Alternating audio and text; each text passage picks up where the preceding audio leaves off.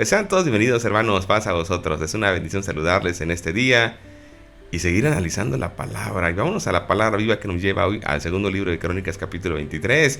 Es un momento inédito, hermanos, en el reino del sur, porque una mujer está gobernando. Una mujer malévola, una mujer que de manera, podemos decir, a la fuerza, usurpa el trono. Ella toma el trono del sur a la muerte de su hijo Josías. Ella toma el trono, mata a los posibles herederos y ella se asume como la reina. Y es un momento muy difícil, de mucha oscuridad, porque finalmente lo que empieza a ver cada día más en el sur es idolatría. El sur de alguna manera se había cuidado un poquito más. Con Josafat. Así es, con Asa, con Josafat, como que empezaban a tomar su rumbo, su carril, como decimos, pero que lamentablemente a la llegada de Atalía podemos darnos cuenta de que se fomenta el culto a Baal, de que se construyen templos para Baal, se traen sacerdotes del norte hacia el sur de Baal, se empieza a hacer una tremenda propaganda a la idolatría, pero sobre todo a este deidad cananea, fenicia, y empiezan ahí a haber ciertas circunstancias, hermanos, que llevan a este pueblo a un momento de muchas dificultades. Y qué triste que esta circunstancia esté aconteciendo, Carlita, no por meses. El 7º año fue que es derrocada. De hecho, en el verso 1 del capítulo 23, así empieza. En el 7º año, ¿de qué? De reinado de Atalía. ¿Qué significa esto, hermanos? Significa que durante 7 años, este pueblo fue llevado a idolatría. Este pueblo fue contaminado con todas las ideologías del norte. Y yo me pongo a pensar en algo. ¿Cómo durante 7 años nadie había hecho nada? Durante 7 años pareciera ser que todos pues habían conformado a esta acción que vivía el reino del sur. Y después de 7 años de gobernar la reina Atalía, el sacerdote Joiada finalmente se arma de valor y toma medidas para deshacerse de esa gobernante idólatra. Pero no se suponía que era el deber de los sacerdotes en todas las generaciones enfrentar al rey, o en este caso a esta reina, con las demandas de la ley de Dios, recordarles y decirles, deben tener una copia de la ley, así lo mandó Dios desde el principio. Aquí tienen que sujetarse a lo que Dios dice, no lo que ustedes traigan. Trágicamente, muy pocos sacerdotes tomaron este deber de hacerlo. Muchos sacerdotes pues les dio miedo, les dio temor enfrentarse a Atalía. Y esos pocos, con Joiada, hicieron una gran diferencia en esta nación. Así es. Una de las partes importantes de este capítulo, hermanos, me llamó la atención que dice que Joiada, que es el sacerdote, dice, hasta que se armó de valor, fue quien inicia y llama a los levitas y los empieza a decirles, tenemos que hacer algo, ¿no? Tenemos que hacer algo porque no podemos seguir con un reinado como este, y mucho menos que ella no tenía derecho a reinar, ¿no? Pero aquí hablamos de valor, hermanos. Hablamos de valor porque ella, como bien dice Josué, reinó 7 años. 7 años una mujer reina esta parte del sur, una mujer que no tenía derecho al trono, que no venía del pueblo de Dios, que era una mujer pagana y que además había fomentado toda la idolatría y había llevado al pueblo totalmente a lo que Dios había prohibido, que en este caso era todas las cuestiones paganas que ella venía dando, ¿no?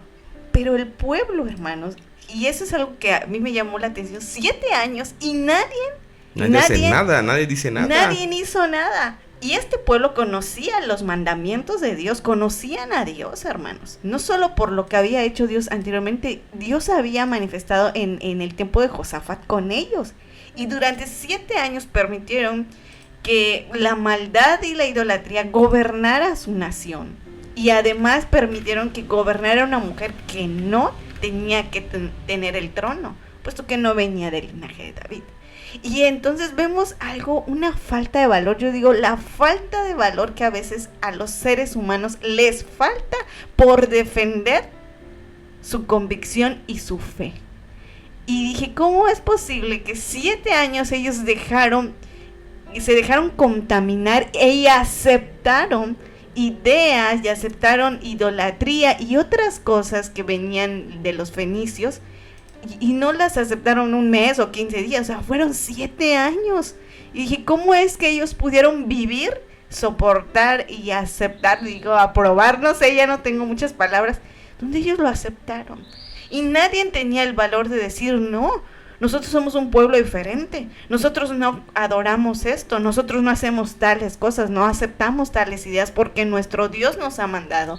Se les había olvidado, o no lo sé si se les olvidó, pero yo mayormente veo un acto, de cobardía del pueblo de Dios, de decir no es posible.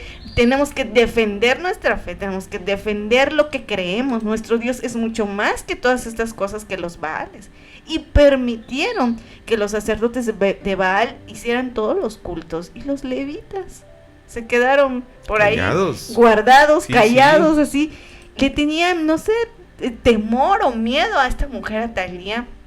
Pero más adelante dice que Joiada, hasta que al fin, el sacerdote Joiada, hasta que al fin alguien se arma de valor, dice, y Joiada hasta el fin se arma de valor, y va y dice, empecemos todo esto, ¿no? Hermanos, creo que esto tenemos que tomarlo muy en cuenta. Tenemos que ser valientes, por eso lo decía en el libro de Josué, y no se refiere a que échale ganas, no, se refiere a que tienes que ser valiente en obedecer la palabra de Dios y en defender tu fe y tu convicción a lo que crees. Y este es un ejemplo claro. Ayer que yo lo leía, decía, ay no, que nunca me voy a pasar esto, que yo tenga que vivir una situación donde mi fe la tenga que guardar y me muestre cobarde y decir, bueno, está bien, voy a aceptar lo que tú estás implementando. No, hermanos, Dios nos libre de poder vivir situaciones como el pueblo de Dios, en este caso el Reino del Sur. Y como dices, Carlita, me encantó esta frase en el verso número 1, que dice que se arma de valor este sacerdote y convoca a los capitanes. Esto me gustó porque se arma de valor y busca cómo resolver, comienza a trabajar en esto y recorre en todo el país invitando a levitas de todo el pueblo de Judá y a los jefes de las familias de Israel para que vayan a Jerusalén diciéndoles, oigan, ¿ustedes se sienten cómodos con esto? ¿Se sienten a gusto? ¿Están de acuerdo? No, pues que no, pues vengan, demuéstrenlo. O sea, no solamente digan que no, manifiéstense. Y dice que se reúnen en el templo, toda esta asamblea.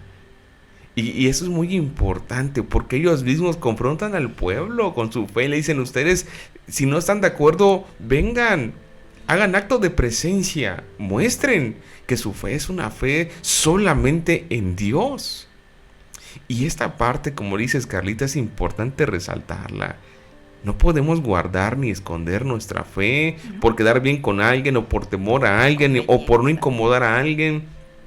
No hay que tener ese temor, hermanos, porque finalmente nosotros estamos afianzados en Dios y sabemos que Dios nos va a ayudar y que si tomamos una decisión basada en guardar su mandamiento, Dios va a acompañarnos, hermanos. Y nos damos cuenta que a pesar de que pudo haberle costado la vida a Joiada, él hizo lo correcto al restaurar la adoración en el templo y ungir al nuevo rey. Porque, hermanos, Joiada sabe algo. Estoy poniendo mi vida en peligro. Así es, tenemos que... él se arriesgó. Muchísimo. Pero fue el único, uno de los sacerdotes que yo creo que movió, o sea, que vio todo esto y yo me imagino este capítulo que lo leía, yo me imaginaba muchas cosas que cuando los habla y los llama en el templo, así como guardando, o sea, que nadie se entere que aquí tenemos una reunión porque vamos a empezar un movimiento contra la reina Atalía, porque ya no, y esto tiene que ser algo que nos debe de llevar a una reflexión, hermanos, porque en el tiempo de ellos al de nosotros, no sé quién está más peor, si ellos o el tiempo de nosotros que vivimos, no lo sé.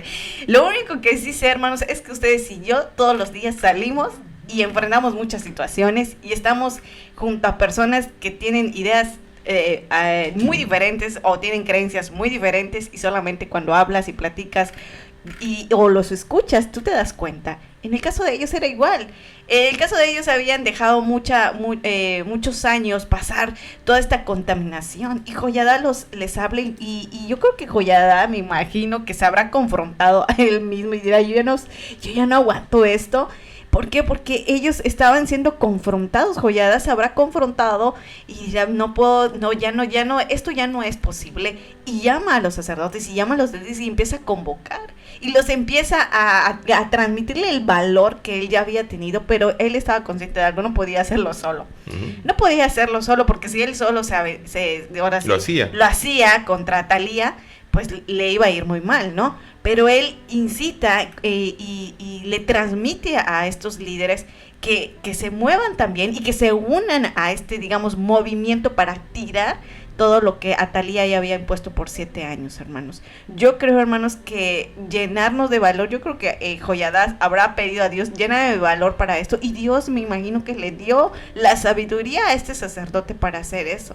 Porque eran un pueblo muy diferente y creo que era algo que les estaba costando aceptar o asimilar, hermanos, y creer que Dios los estaba llamando para ser diferentes.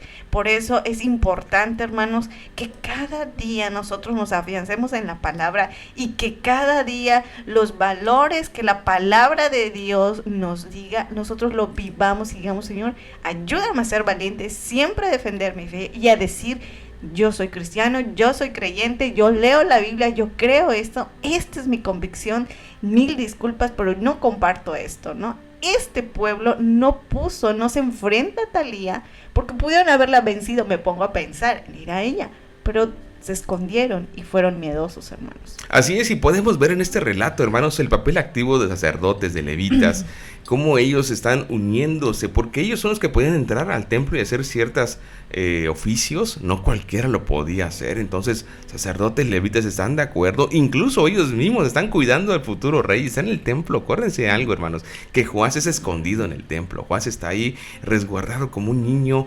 indefenso ante el ataque feroz de Atalía, y nos damos cuenta, hermanos, cómo esta unión de sacerdotes, de levitas, permite, hermanos, no solo cuidar a este niño, sino que permite también hacer toda una, podemos decir, conspiración contra Atalía. Y en esta acción el pueblo, hermanos, está convencido, va al templo, se une, se compromete y hacen un pacto. El verso 3, hay algo que llama mi atención, dice: aquí tienen al hijo del rey. Él es quien debe reinar, tal como lo prometió el Señor a los descendientes de David. Joiada, hermano, le recuerda a este pueblo algo. Pueblo, acuérdate que Dios dio una promesa a la dinastía davídica de que a través de él nos iba a gobernar, nos iba a bendecir. Acordémonos de que tenemos que cumplir lo que Dios ha dicho. Y aquí está este rey. Este pueblo, hermanos, podemos decir que se convence y hace un pacto, dice el texto, con el rey y con Dios. El decir, nos comprometemos nosotros a que continúe la línea de David, pero también nos comprometemos con Dios a deshacernos de toda esta idolatría. Pero bueno, antes de entrar a ese punto, hermanos, el plan se pone en marcha. Es muy interesante ver cómo toda la organización del templo sigue tal y como David lo había establecido. ¿Te acuerdas cuando vimos? Bueno, casi todo el libro de Crónicas hace mucho énfasis en el templo, en el culto y en la organización. Ya lo hemos visto, vimos lo que hace el cantor, lo que hace el portero, lo que hace el levita, lo que hace el sacerdote. Vimos toda la estructura que David propone, presenta, que por turnos iban a trabajar y cómo lo iban a hacer y cómo iban a servir. Bueno, David deja toda la logística del culto, acordémonos, hermanos. Y esa logística que David ya implementó y que Salomón continúa, nos damos cuenta de que es lo que utilizan como base para el plan que están haciendo. Joiada, hermanos, utiliza como base todo lo que David ya ha organizado en el templo con anterioridad, y utiliza eso. Y si lo vemos, lo dice por turnos, hay que hacer esto y hay que hacer lo otro, y vamos a organizarnos así y así, y miren, cuando pase esto, hagamos esto. Toda esa estructura da a entender algo muy interesante. Ese templo se iba a convertir en este momento, no solamente, hermanos, como un punto importante para la adoración de Dios, sino un punto importante para la justicia de Dios. Dios ahí iba a poner todo en orden. Y nos damos cuenta, hermanos, que en esa entronización hay varias cosas interesantes. Está la coronación, está la unción. Esto solo lo podían hacer los sacerdotes. y está la proclamación y aclamación popular. Es decir, que ya el pueblo comenzaba a vitorear, a mencionar el nombre del nuevo rey, y se enteraba toda la nación. Pues no habían redes sociales, hermanos, sino pues en su Twitter ponen: ha sido nombrado recientemente, ¿no? Joás como rey. Pero bueno, la manera que ellos hacían público esto era gritándolo, era exclamándolo, y que todos lo escuchen y que todos sepan lo que está aconteciendo en el templo. Entonces, nos damos cuenta, hermanos, que el cronista sigue enfatizando algo. El templo es un punto sumamente importante, porque es un punto de encuentro con Dios, pero es un momento también donde podemos mirar el pacto de Dios hacia David.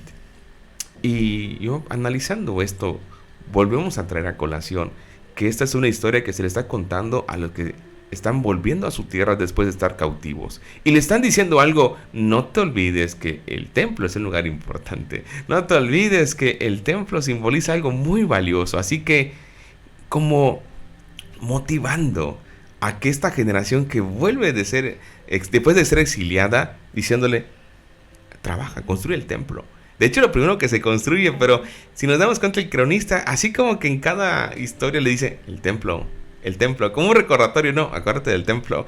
Y aquí precisamente el templo es el punto de reunión, hermanos, para que toda la comunidad se reúna y haga un pacto dice primero con el rey, con la dinastía.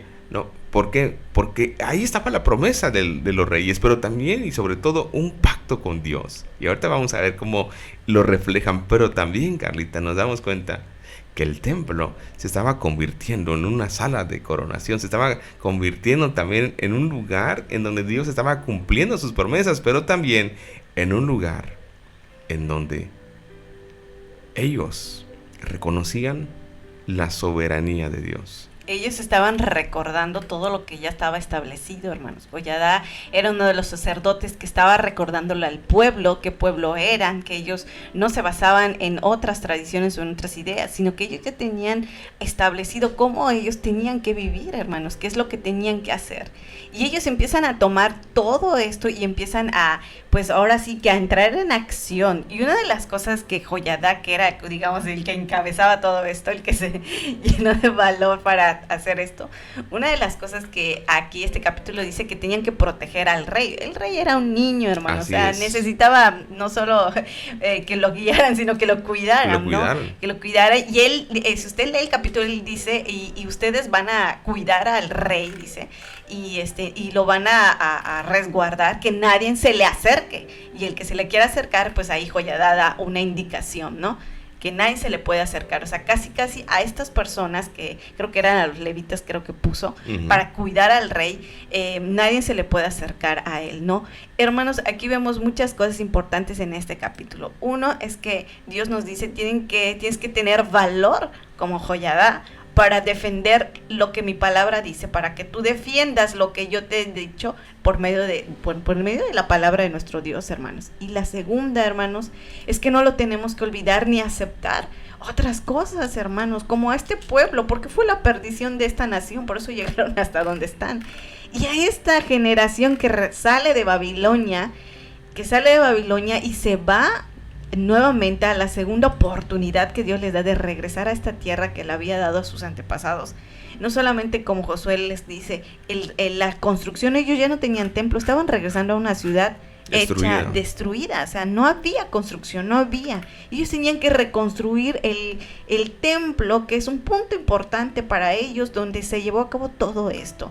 Y también donde a ellos les recuerda esta parte que sus antepasados vivieron, que por no defender su fe ni su creencia, ellos llegaron al exilio al estar con los babilonios.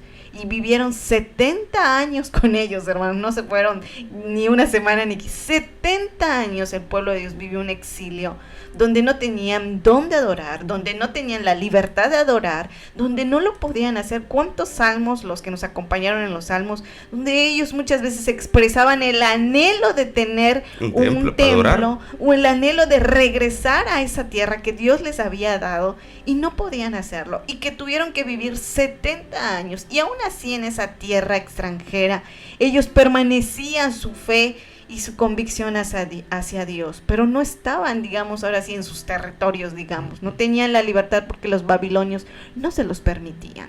Pero gracias a nuestro Dios, que Dios siempre permanece fiel y sus promesas también, les da la segunda oportunidad de regresar a la tierra que les había prometido, pero no iban a regresar como ellos quisieran, hermanos. Esto es una gran realidad. Nuestro Dios nos bendice, pero algo que nuestro Dios nunca va a aceptar es el pecado y la maldad del ser humano. Eso definitivamente no. Y le dice a este pueblo, y por eso Crónicas se los relata a ellos y les dice, van a regresar, pero tienen que afianzar en Dios, a su fe y su relación con Dios tiene que ser muy fuerte. 2, tienen que construir un templo antes de que construyan los muros, que los vamos a ver más adelante con otros personajes que Dios utilizó para su momento. Tienen que construir el templo, tienen que construir, porque ese es un lugar importante para este pueblo, y no creo que solo sea para ellos, hermanos, también para nosotros. Si es cierto, Dios está en todas partes, eso no lo tenemos duda, y no es algo nuevo para nosotros. Dios está en todas partes, es el soberano y el creador. Pero Dios nos dio un lugar donde adorarle, donde reconocerle, donde postrarnos y humillarnos delante de Él, decirle muchas gracias, por ejemplo, hoy, que durante toda una semana estuviste conmigo guardando y cuidando mi vida y la de mi familia. Y creo que este capítulo habla mucho de esto. Le recuerda a los que vienen de Babilonia, pero a usted y a mí nos recuerda que también Dios nos sacó de un exilio y nos llevó a ese pueblo que somos parte de la familia de Dios, hermano. Así es, hermanos, y bueno, Atalía se ve sorprendida. Atalía, cuando se da cuenta que están vitoreando, que están gritando, dice qué está pasando y se va rapidito al templo, y cuando se da cuenta de lo que acontece, ella grita traición, traición. No obstante, no pudo hacer nada para evitar que las promesas de Dios se sigan cumpliendo, en este caso con la dinastía davínica. La agitación del pueblo frente a la coronación de Joás hace que esta mujer, hermanos, grite, se desespere. Esta mujer, hermanos, solo puede entrar al templo para comprobar que Joás es aclamado como rey por el pueblo. Su muerte será decretada por el sacerdote Joiada y ejecutada posteriormente fuera del recinto sagrado. Joiada pide que la saquen. Dice, este lugar no puede ser profanado. Y nos damos cuenta, hermanos, que el fin de la malvada Atalía es el mismo fin que tuvo Acab, que tuvo Jezabel. Una destrucción muy, muy lamentable, muy triste. Nos recordamos cómo tanto Acab como Jezabel tuvieron un trágico final, igual esta mujer Atalía. Nos damos cuenta que no va a prevalecer el mal, aunque quizá, hermanos, pensemos hoy que el mal se acrecenta, que el mal permanece, aunque pensemos hoy de que el mal pues se saldrá con la suya, dice el texto. No es así. 7 años solamente pudo estar, pero Dios es fiel con su pueblo, pero Dios se ha de manifestar y utilizó a muchos personajes, pero que finalmente recordemos, hermanos, como veíamos en el capítulo anterior, el Dios de la historia tiene el control de todas las cosas. Nuestro Dios tiene en sus manos todo. Por eso, cuando usted sienta que la maldad comienza a destruir, no sé, su familia, la iglesia, su comunidad, no se desanime, no se desaliente, porque finalmente Dios tiene la última palabra.